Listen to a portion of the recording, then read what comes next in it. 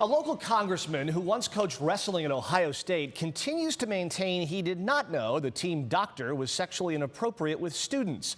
Before Jim Jordan went to Washington to represent parts of Lorain, Erie, and Huron counties, he coached as Dr. Richard Strauss served as team doctor in Columbus. 3 former wrestlers from the 80s and 90s claim Jordan routinely turned a blind eye to the allegations. Today, Jordan pushed back on those claims and says despite the university saying otherwise, his office has never been contacted by university investigators.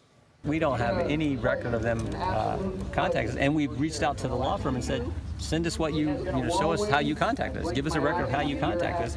We're obviously willing to talk with who's ever doing the investigation. Things they said about me just were flat out not true. The former wrestlers called Jordan a coward who's protecting future political plans. Jordan today says the timing of these allegations as the heat in Washington ratchets up makes him wonder whether other motives may be at play.